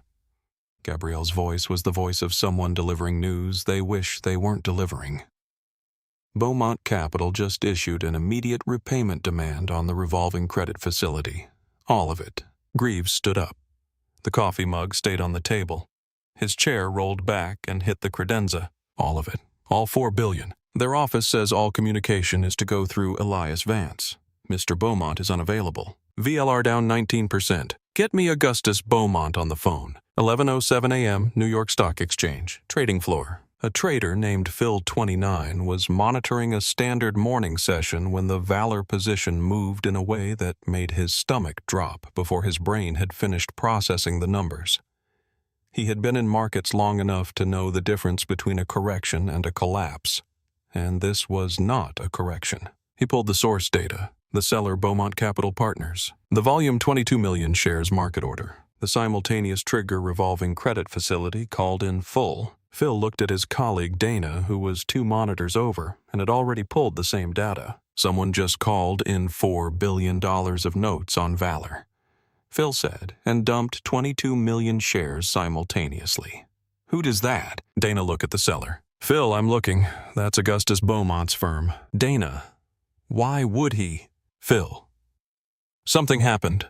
Something happened to Augustus Beaumont this morning, and I promise you it was bad. When a man like that moves like this, it's not strategy. It's a response. The algorithms had already joined. This was what algorithms did. They saw a large institutional sell from a primary creditor and interpreted it as insider knowledge of imminent catastrophe, And so they sold too, and their selling confirmed the signal, and more algorithms sold. And within 9 minutes, the trading floor had the specific humming, adrenaline-soaked energy of a room watching a large object fall. VLR down 31%. 11:14 a.m. Reddit, thread on the aviation forum. A user called AV Watchdog 97 had posted the screenshot 40 minutes ago. It was now at 2,400 upvotes and rising with the momentum of something that has tipped into virality. The post stop. Pause the Bryce Colton Valor stream at 0:47. Zoom in on the documents scattered on the floor. That letterhead. Someone tell me I'm wrong about what I'm reading. Top comment 100 upvotes. You are not wrong. That is a Beaumont Capital Partners debenture agreement. And that old man is Augustus Beaumont. He built the Port of Baltimore extension. He financed the I-95 reconstruction in 2018. He holds the primary debt position on at least 6 major air carriers, including... Oh no. The thread exploded. Bryce Colton's live stream screenshot was everywhere. His subscriber count had begun moving in the wrong direction. Not a slide, a drop. The specific vertical drop of a number attached to a name that has just become associated with something that the internet, in its distributed, relentless, frequently accurate instinct, has decided is unforgivable. 11:19 a.m. London Gatwick, Standard Petroleum UK Operations Desk. The fuel operations manager had been watching the Valor ticker on his secondary monitor for 12 minutes. He called his supervisor. We need to talk about the Heathrow fuel contract for the Valor fleet. Their credit line it's been called. The primary holder called it 20 minutes ago. The stock is in free fall. And the planes in the air are going to land. The planes on the ground after that are going to stay on the ground until we see cash payment. No credit. 11:23 a.m. JFK Terminal 5, British Airways departure gate. Augustus Beaumont sat in the departure lounge with his book open. He could see from where he sat a television monitor above the gate. CNBC muted closed captions running. The Valor ticker appeared. He watched it for a moment. He turned the page. By the time Valor Airways Flight 311 was halfway over the Atlantic Ocean, the company that had put it in the air no longer had the credit to keep it there. The pilot didn't know it yet. The flight attendant who had started all of this didn't know it yet. But on a trading floor in New York, Phil was telling Dana, "Be very, very careful who you throw off your plane." And Dana was nodding because she finally understood. The first hour of Flight 311 after takeoff had been by Diane Hartwell's design a shrine to Bryce Colton. She had given him 3 bottles of premium champagne from the forward cart. She had allowed him to use the galley as a filming backdrop for a brand-oriented piece about the first-class experience that was going to be in his assessment. Phenomenal content. She had appeared in 2 of his videos, voluntarily laughing at something he said while holding a champagne glass at the angle that his assistant indicated would look best on camera. She had laughed and meant some of it. There was something about being seen by 3 million people, even indirectly, that felt like a form of recognition she didn't know she had been seeking. Bryce's post-takeoff stream was titled Valor Air Treating Me Like Royalty. First-class content incoming. 1,900 viewers. He had already forgotten about Augustus. Mostly. The entertainment system died at 11:34 a.m. Not sequentially, not screen by screen the way a technical glitch manifests, but simultaneously. Every screen in the cabin going black in the same instant the way lights go out in a power cut, because that is essentially what it was. The server authorization for Valor's in-flight entertainment platform had lapsed when the company's digital infrastructure subscription was suspended as part of the default cascade. The third-party vendor had received the non-payment notification and followed its automated suspension protocol. Yo. Bryce looked at his screen. D, the TV died. Diane went to reset it. She tapped the screen. Nothing. She went to the galley system panel. Nothing. She looked at the forward screens, the aft screens, the screens in row 3. All black. All simultaneously. Ladies and gentlemen. Her voice was steady, trained, professional. We are experiencing a temporary technical issue with the entertainment system. We will have it restored as quickly as possible. We sincerely apologize for the inconvenience. This is ridiculous, Bryce said. He was not angry yet. He was bored, which he found harder to manage. "Tiff, bring me another bottle." She went to the galley. She retrieved a bottle of champagne and held it to the inventory scanner on her handheld device. The screen displayed error. Server unreachable. Authorization denied. She stared at it. She overrode the authorization manually. She could do that. She was lead purser. She had manual override authority for galley inventory in the event of system failures. She did not pause to consider why the system might have failed. She popped the cork. 3 interphone pings from the cockpit. Not the turbulence code, not the general announcement code, the crew briefing code, the one that summoned the lead purser to the cockpit and which Diane had heard exactly twice in 10 years of flying, both times for situations she did not enjoy thinking about. She set the champagne down. She went forward. Pharaoh looked when she entered the cockpit like a man who had received information that his mind was still in the process of accepting. His co-pilot Evans was at the secondary communications panel with an expression that matched. The ACARS printer on the console had already produced its message. Pharaoh handed it to Diane. She read it. She read it again. Her hand didn't shake. She was proud of that later in the way people are proud of meaningless things. Urgent. Dispatch to Flight 311. Credit facility default confirmed. Ground services at Gatwick refusing credit authorization. Fuel services suspended. Advise crew. Continue to Gatwick hold remote stand on arrival. Do not proceed to terminal. Query is passenger Augustus Beaumont, confirmed on board owner safety request. Diane read the last 2 lines 3 times. Is passenger Augustus Beaumont confirmed on board? Owner safety request. She said quietly to no one in particular, owner. Pharaoh Dispatch sent one final message before the system went dark. They were asking about a passenger. Seat 2A. Who exactly did we remove from this plane? He was just a passenger, she heard herself say. He didn't look like... She stopped. She took her phone from her jacket pocket. She opened the browser. She typed Augustus Beaumont. The results loaded. Infrastructure billionaire. Beaumont Capital Partners. Founder. 1983 Chicago. Primary creditor positions across 11 major American corporations. Largest individual holder of transportation infrastructure debt in the United States. Net worth estimated $12.4 billion. Avoids press. No Forbes profile. No social media presence. Rarely photographed. She scrolled. Portfolio holdings. Partial list. Port management. Highway concessions. Bridge financing. And there in the 3rd paragraph, Valor Airways Beaumont Capital Partners is the primary revolving credit facility holder with an estimated $4.1 billion in callable notes. The champagne glass she was holding in her left hand tipped. She caught it, just barely. On the live stream, Bryce's comment section had curdled entirely. He had closed the stream 20 minutes ago without a sign-off. 300 viewers had watched it just stop. But the clips were already everywhere. The screenshots were everywhere. The AV Watchdog 97 post had been picked up by 3 aviation news accounts and a financial commentary podcast with 400,000 subscribers. Bryce was reading his comments with the slow, nauseated attention of someone watching a car crash that they are in. His subscriber count was doing something he had never seen it do. His phone kept buzzing with notifications from his banking app.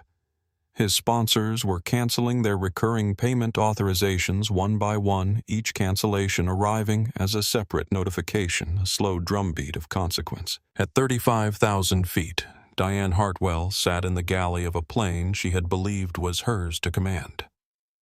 She looked at the name on her tablet. She looked at the black champagne bottle she had opened for a man who was filming her airline's collapse on his phone. She understood now. She had understood too late. Below them, the Atlantic was cold and indifferent, the way consequences always are. Bryce had closed the live stream. He had not posted an explanation or a sign-off or the kind of pivot and reframe content that his manager Rick usually helped him construct when something went sideways. He had simply stopped the stream, put the phone face down on the armrest, and stared at the back of the seat in front of him for several minutes. Then he had turned the phone over and looked at his numbers. His subscriber count was a slot machine spinning in reverse. He watched it for a full minute. 15,000 gone. 28,000, 41,000. He opened his direct messages. He scrolled for 5 seconds and closed them. He tried his notifications. He closed those too. He opened his texts. A message from his manager, Rick Harlan, had arrived 17 minutes ago. Call me the second you have signal. Do not post. Do not post. Say nothing. This was not how Rick normally communicated. Rick's normal messages were full of words like momentum and strategy and let's spin this positive. Rick had never used capital letters in a text to Bryce before. The plane's Wi-Fi was still functioning. It ran on a separate satellite contract, not yet included in the suspension cascade, and Bryce used it to open his email. The email from Velocity Supplements arrived while he was loading the inbox. Subject, Partnership Agreement. Immediate suspension.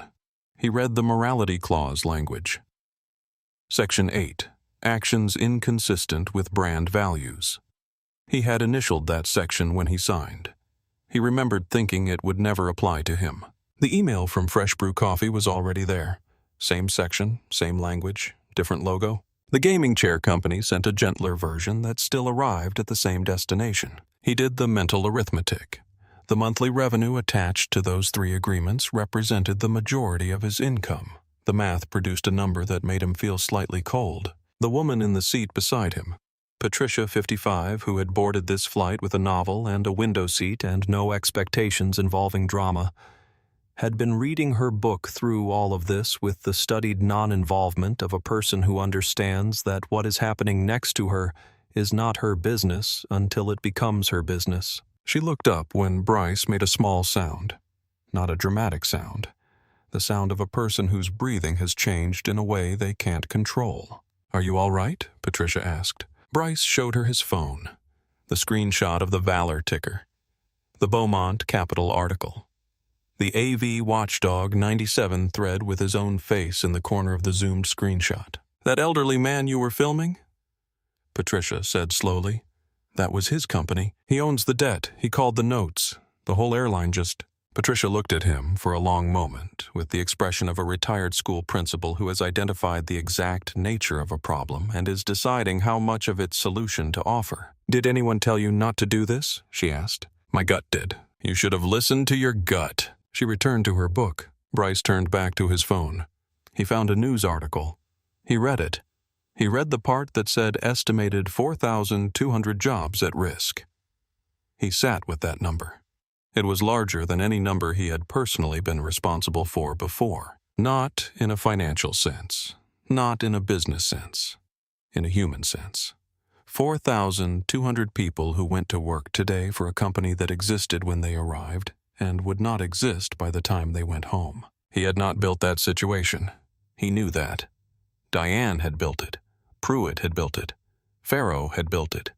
Greaves and his management team had built the conditions for it over years. But he had been in 2B. He had said just get him out.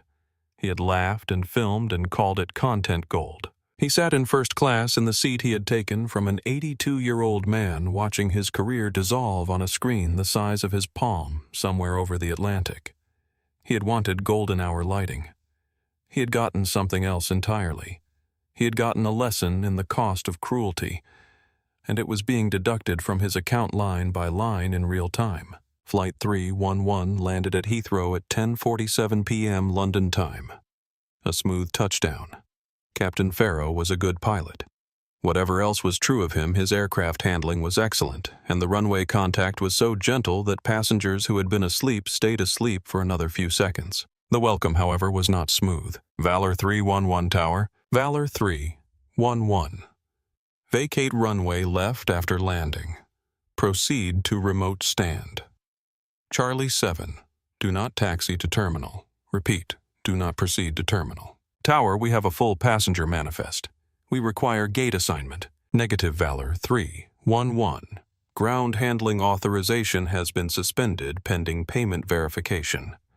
Heathrow Authority has issued an aircraft impound order as a condition of the outstanding fuel and handling debt.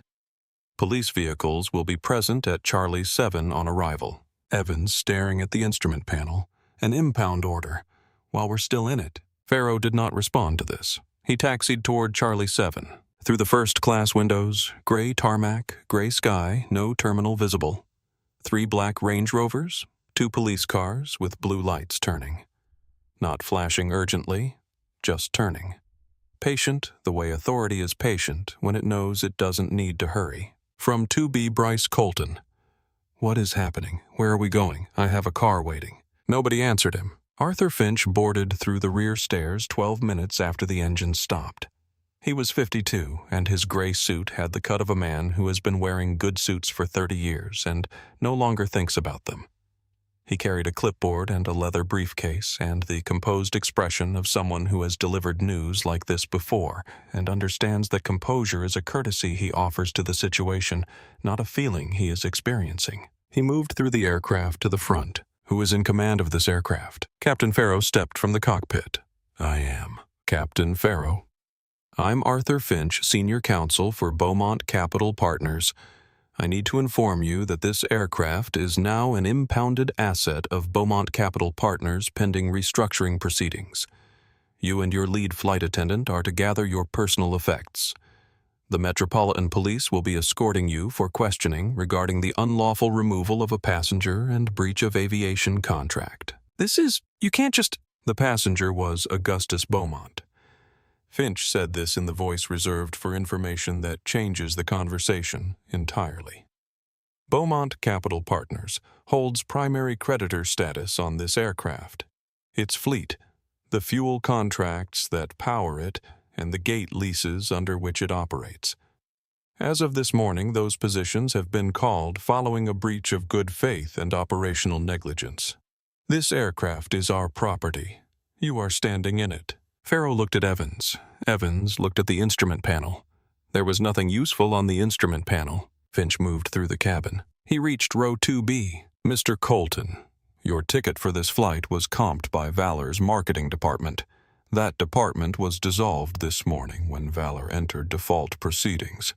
Your ticket has no valid payment behind it, which means you are technically aboard without valid fare.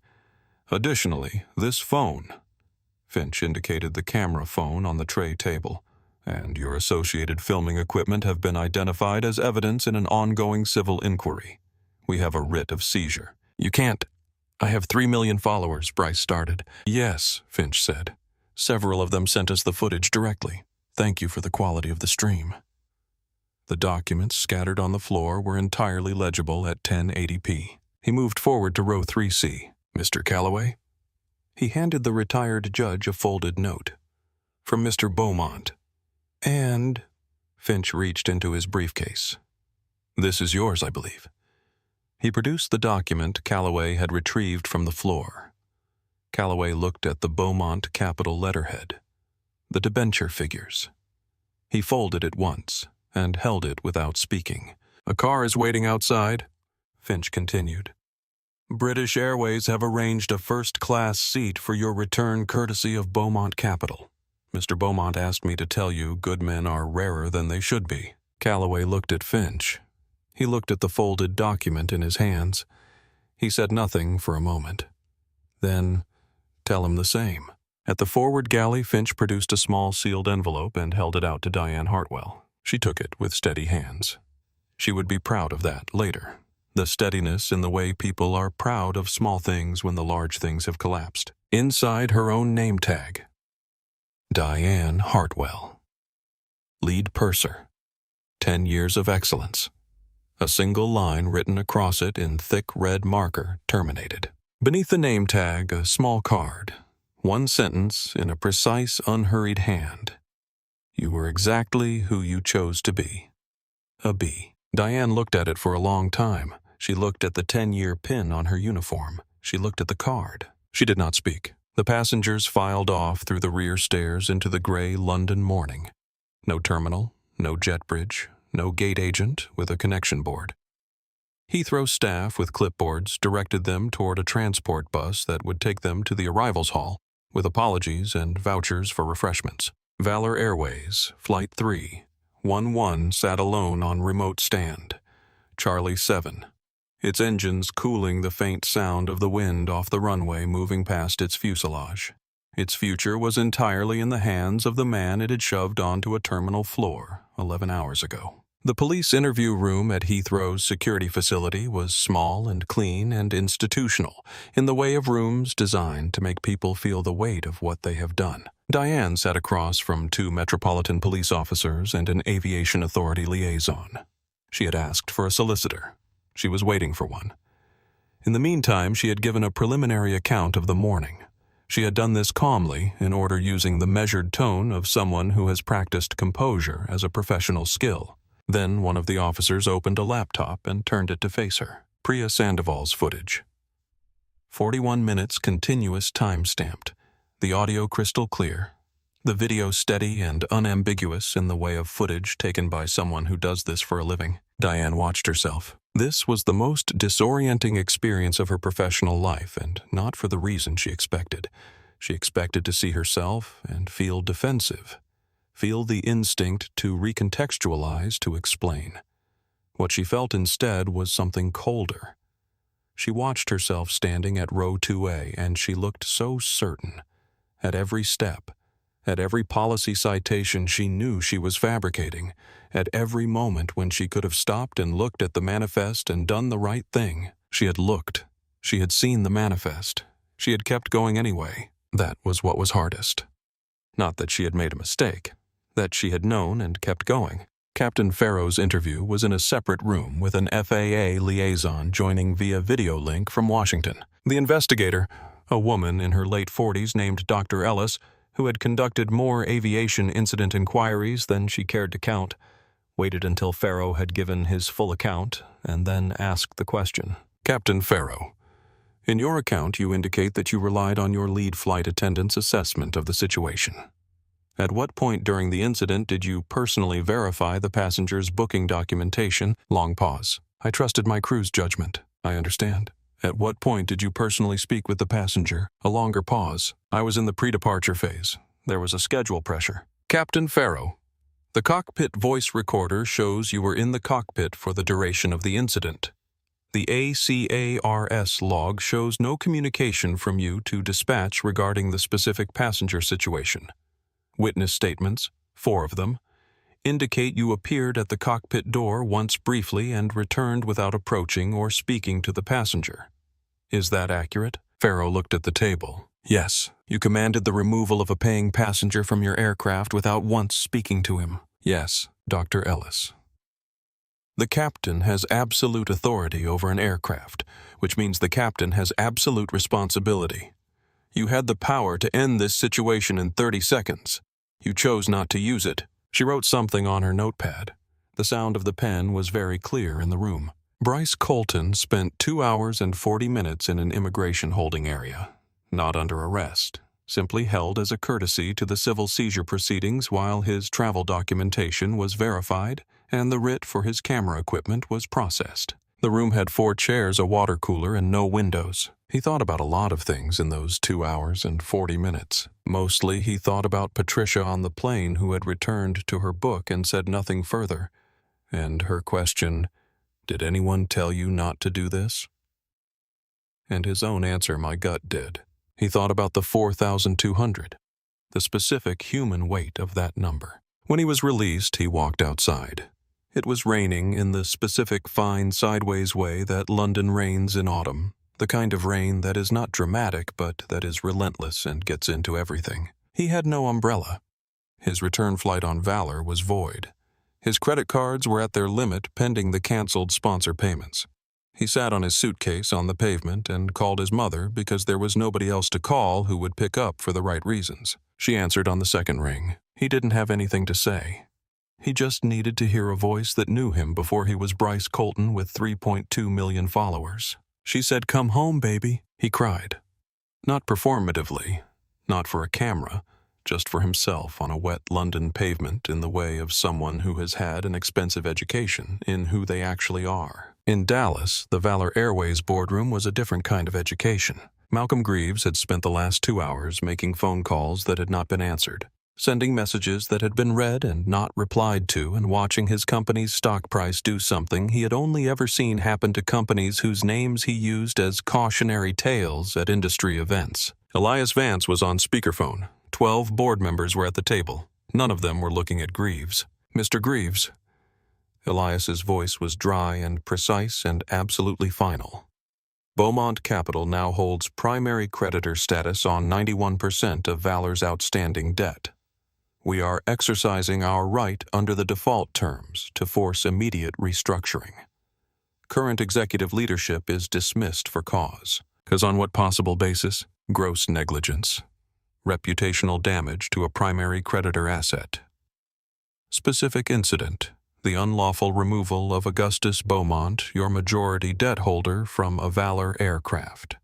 A man who has never missed a quarterly review in 11 years of partnership. A man who, I should note, authorized a 90-day bridge payroll for all non-executive Valor employees before he finished his second phone call this morning. Your good people are being taken care of. The executives will not be." If he had just said who he was a passenger with a valid ticket. That was sufficient. "Goodbye, Mr. Greaves." The boardroom doors opened. 4 men in dark suits. Patient. Greaves stood up. He looked around the room. The mahogany table, the Valor Eagle on the wall, the window with the Dallas skyline behind it that he had looked at every morning for 9 years and thought represented something he had built. He left without another word. Some departures don't deserve them. Justice, when it finally arrives, rarely looks the way people imagine. It doesn't thunder. It doesn't declare itself. It arrives with a clipboard in a gray suit on a rainy tarmac, and it hands you an envelope with your own name tag inside. And for a long moment you stand there holding the thing that used to be your entire identity, wondering how you got here. The answer, if you're honest with yourself, is that you always knew. You just never thought anyone would notice. The restructuring team from Beaumont Capital arrived at Valor headquarters in Dallas at 3:17 p.m. 12 people. No drama. Laptops open before they sat down. The lead was a woman named Constance Webb, 47, who had restructured 9 companies in her career and had a reputation for being both thorough and fair, which were not always the qualities people expected to find in the same person. They began with the assets. 140 aircraft, hangar leases at 11 locations, gate slots, maintenance contracts, the loyalty program database, which represented 3.4 million customer records and years of behavioral data, and was in Constance's assessment the most genuinely valuable thing the company owned. The process took 4 hours. At the end, the picture was clear. The infrastructure had value.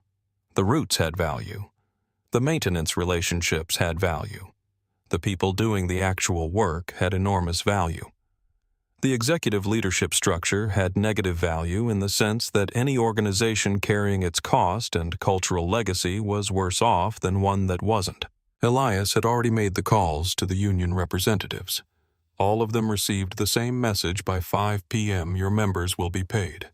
The bridge payroll authorization covers everyone non-executive for 90 days. We are working on the rest. The rep for the flight attendants union, a woman named Margaret, had paused on the phone after receiving this information. "Who authorized the bridge payroll?" she asked. "Mr. Beaumont, the man who got removed from the plane." "Yes." She was quiet for a moment. "He's paying the salaries of the people who removed him. He is separating the people who do the work from the people who made the decisions." His words. Another pause. Then quietly, "Tell him thank you. Tell him we didn't all think it was right what happened. Most of us, we didn't know, and the ones who did know didn't have the power to stop it. Tell him there are more of us who would have done what Rosa did if we'd thought anyone was listening." "I'll tell him," Elias said. From London, where he had arrived on the 2:15 British Airways flight and was seated in a hotel room with a window that looked out at the city he had planned to visit for his granddaughter's recital, Augustus called Elias at 8 p.m. London time. "We need a name," Elias told him. "The Valor brand is finished. No airline with that name will ever fly comfortably again." Augustus was quiet for a moment. "My father was a bricklayer," he said. "He used to say, build something that lasts, not because anyone is watching, because eventually someone will need it." "Sir, call it Foundation Air." Foundation Air. And the motto, "Every passenger is the whole point." Elias wrote it down. He was quiet for a moment in the way he was quiet when something was right. "That'll do, Gus," he said. "That'll do." She flew home on British Airways. Middle seat, row 38, between a businessman and a young woman with headphones.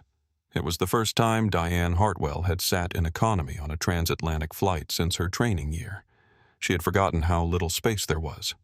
Not in a cruel sense, in a simply physical sense.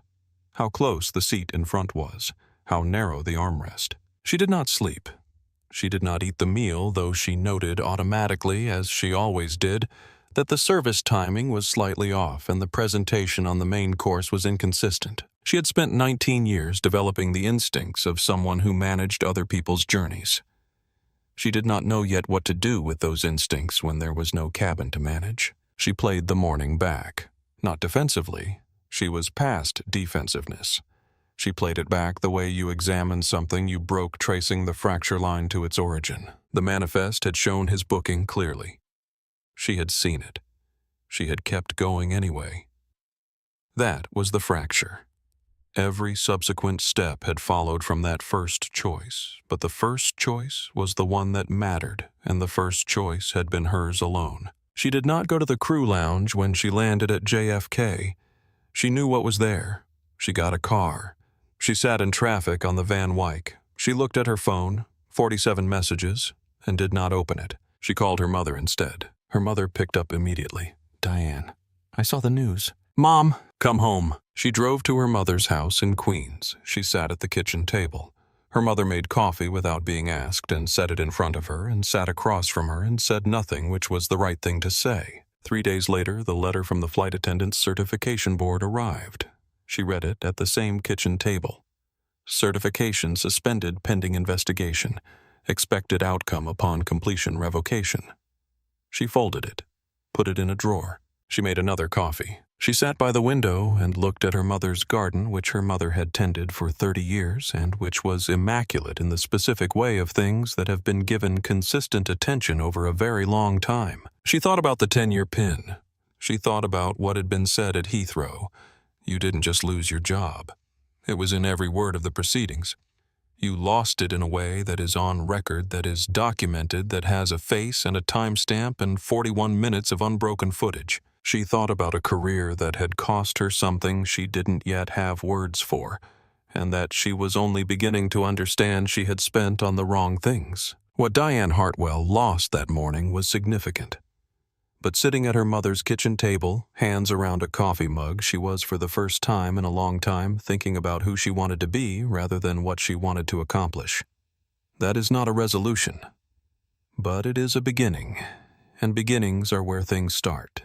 The FAA hearing took place in Washington 3 weeks after the incident. Farrow sat across a metal table from 3 investigators. Dr. Ellis was among them. The cockpit voice recorder transcript was on the table, printed each timestamp annotated. The gap where Farrow had no communication with dispatch or the cabin regarding the passenger situation was visible on the page as a white space that was its own kind of testimony. The hearing was not long. The facts were not complex. A captain had authorized the removal of a passenger without speaking to the passenger. Witness testimony, crew records, and the cockpit voice recording all confirmed the same timeline. Farrow's account did not contradict any of it. He received his verdict, license suspended pending review. At 54, with the documented record of this incident and the absence of any mitigating action on his part, permanent revocation was the expected outcome, and it arrived 4 weeks later by certified mail. He did not appeal. He took a position 6 months later at a regional aviation training academy in Ohio. Simulator instruction. He was good at it, it turned out. Patient, precise, willing to slow down and explain the thing beneath the thing. On the first day of every new class, before the simulator screen even powered on, he told the story. Not the financial part. The human part. The part where he had stood in the cockpit door, seen an elderly man being walked down the aisle by a security contractor and said nothing. I had 30 seconds, he told every class. 30 seconds to walk to row 2A and ask one question. I didn't. That 30 seconds cost a man his dignity, cost a company its existence, and cost me my career. Your authority on that aircraft is total. So is your responsibility. Never forget that they are the same thing. He became in the industry a cautionary lesson that actually helped people, which is more than most cautionary lessons manage. Rosa Delgado was cleaning out her locker at Terminal 5 the morning after the story broke. Her Valor badge had already been deactivated. The terminal access panel had given her one green light for the maintenance corridor she needed to reach the staff lockers and then gone back to red. This was efficient and impersonal and stung in the way of things that were both. She took her time with the locker. She was not rushing. There was nowhere to rush to. Her daughter's photo first. Maya, 4 years old, gap-toothed smile taken last Easter in her grandmother's garden. She wrapped it in a piece of notebook paper and placed it carefully at the bottom of the box. A small cactus she had kept on the corner of her desk for 2 years. A stress ball shaped like a globe, a gift from a colleague who had moved to a different airline. And tucked in the back of the locker behind an emergency poncho she'd never used a handwritten note from a passenger 3 years ago. Messy handwriting, blue pen. You saved our vacation by holding that connection. Thank you for caring enough to run. She had kept it because on the days when the job felt like nothing but delays and complaints and systems that didn't talk to each other, it was evidence that the work had mattered to someone. She placed it in the box last on top of everything. She was not dramatic about any of this. She was 29. She would find another job. She was good at her work, and good people found work. She was sad in the specific way you are sad when something ends that you were good at, that meant something that you had tried to do right even when the structure around you made doing right the harder choice. She closed the locker. She picked up the box. Arthur Finch was standing near the corridor exit. She recognized the gray suit before she registered his face. The same suit from the footage she had watched on her phone 17 times yesterday, the footage of Heathrow, of the envelope of the passengers filing off the plane in the London rain. Ms. Delgado. He was unhurried, not unfriendly. The tone of a man delivering something he is glad to deliver. I'm Rosa Delgado. I already turned in my badge. I don't want any trouble. We know. He smiled just slightly. I'm Arthur Finch. I work for Mr. Augustus Beaumont. She went still. Mr. Beaumont noted what you did. The incident report you filed. Time-stamped, detailed, sent simultaneously to compliance and your personal email. That was smart and it was brave. I didn't know if it would help anything. It helped the legal case considerably. He also noted that you brought his satchel to the terminal gate desk before the door closed. And that you came out on your break to apologize to him personally. Rosa looked at the box in her hands. I didn't do it because of anything. I just couldn't not do it. He knows that's precisely why he's asking. Asking what? Foundation Air, the entity being built from Valor's restructured assets, is creating a passenger relations department. Mr. Beaumont wants someone in charge who understands what it feels like to see something wrong and try to stop it even when nobody is listening. He used those exact words. Find someone who tried to stop it. She stared at Finch. He placed an envelope on top of her cardboard box. The envelope had her name on it in the same precise handwriting she recognized from the card at Heathrow. VP of Passenger Experience Foundation Air. Starting salary, $165,000. Full benefits. Stock options vesting over 4 years. Tuition assistance for your daughter when she reaches school age. Rosa looked at the envelope. She looked at the photo of Maya at the bottom of the box, wrapped in notebook paper. Why me? She said again. I'm a gate agent. I don't have... Mr. Beaumont doesn't hire resumes, Finch said. He said the person I want in that role is the person who walked out on their break to apologize to someone they had no obligation to apologize to, and told them they would be fine with the kind of certainty that only comes from meaning it. Find her. Rosa stood in the corridor of JFK Terminal 5, holding a cardboard box with a cactus and a handwritten note and a photograph of her daughter's gap-toothed smile. She said, "Can I call my mom first?" Of course, Finch said. She called. She stood in the corridor, and she called her mother, and she got through the first sentence before her voice broke and her mother started crying before Rosa had finished explaining what she was crying about, because mothers know. She took the envelope. Rosa Delgado walked out of Terminal 5 with a cardboard box and a letter that was going to change her daughter's life. She hadn't set out to be brave that morning. She had just refused to pretend she couldn't see what was right in front of her. It turned out that was exactly the kind of person Augustus Beaumont was looking for. It turns out it always is. The first policy written for Foundation Air was one paragraph long. No passenger shall be questioned about their right to occupy a seat they have paid for based on their appearance, attire, age, or any characteristic unrelated to a verifiable booking issue. All seating disputes require direct verbal verification with the passenger by the most senior crew member present before any further action is taken. The second policy was 2 sentences. Every complaint receives a personal response within 24 hours from a named human being. Not a form letter, a name, a number, and a commitment to follow through. The third was 1 sentence. We are in the business of carrying people, not managing them. Augustus had written all 3 himself in longhand on the hotel notepaper in his London room the night he arrived. The restructuring kept 87% of Valor's non-executive workforce. Pilots, mechanics, ground crew, gate agents, flight attendants with clean service records.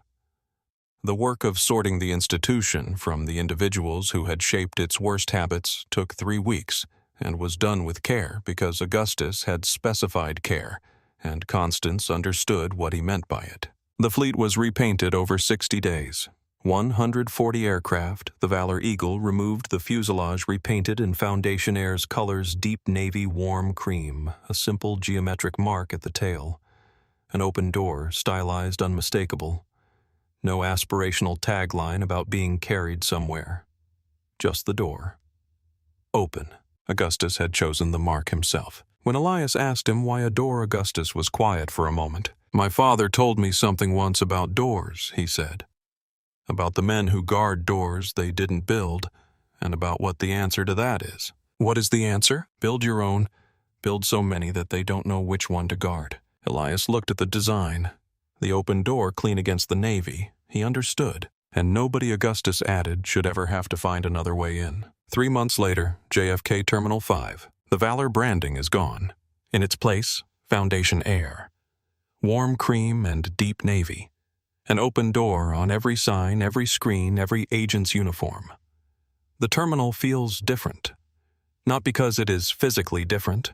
The same tiles, the same ceiling height, the same coffee kiosk in the corner that has been there since 1997. It feels different because the people in it are moving differently, and that is its own kind of architecture. Gate 31. Rosa Delgado stands at the gate desk. She's wearing a tailored uniform in Foundation Air's colors, and she looks exactly like herself, which is the point. The uniform was designed to fit the person, not the other way around.